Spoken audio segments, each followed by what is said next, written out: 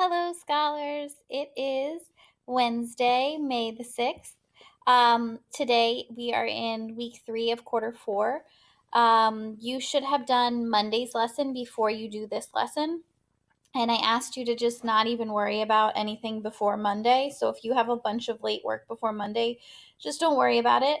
Let's just start with this week because this week is our big Holocaust research project, and I would rather you spend all your time on this stuff and not get far behind. So today, our objective is we will take some notes about our research topic using one source. So on Monday, you should have picked a research topic and you should have set up your research topic notes. And I'll show you what that looks like. So we're going to look at today's assignments on Google Classroom. And where you're going to find the assignment is in the classwork section.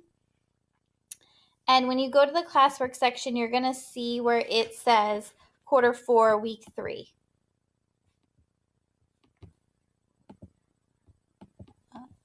Okay. All right. I don't want it to look like this. I just want this. Okay.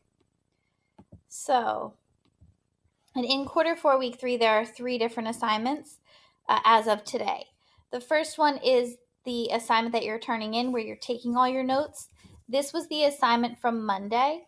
And on Monday, you were supposed to select a research topic and start your notes on them.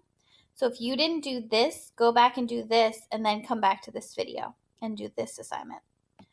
So today, it says, watch the source A notes video. That's what you're doing now. Good job. Open your My Research Notes document and assignment. So it wants you to open this assignment down here. Good. Good. All right. Back up to the directions for today. Go to page 2. So I pre-opened mine, and they're right here. I don't need this anymore.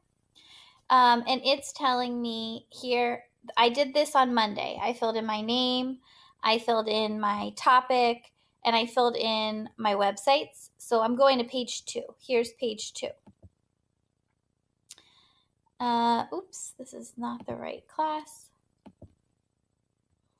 Open the website link for source A. You should have copied and pasted this link into the document on Monday. So let's see, I did that. Good, so I'm going to open this up. The next step it says is identify the publisher or author and fill it in on your page 2. So the publisher or author is going to be the person that puts out the website. Mine has an author. Yours might not have an author, but you just need the publisher. So my author is this guy here, Greg Meyer, but my publisher is the person that puts out the website, which is NPR, which actually stands for National Public Radio. So now I'm going to fill that stuff in.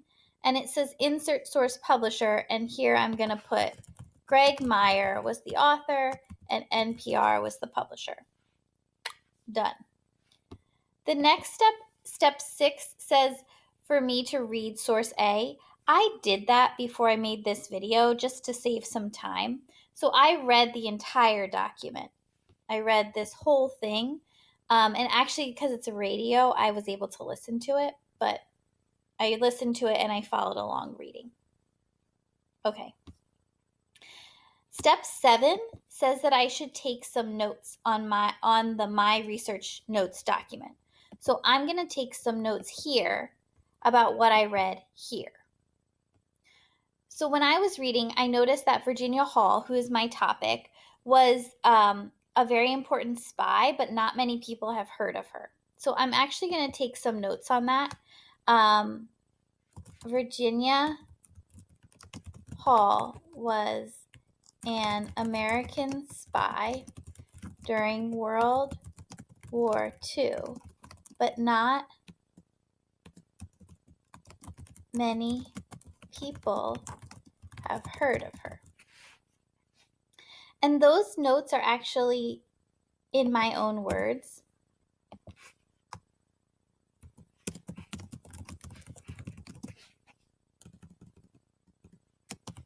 So I just want to label that because some of my notes are going to be in my own words and some of my notes are going to be actual just direct quotes from the articles that I read. When I was reading, I saw a direct quote that I liked. She was the most highly decorated female civilian during World War II, said Janelle Nieces, the museum's deputy director. And I really liked that. So I'm going to copy and paste it.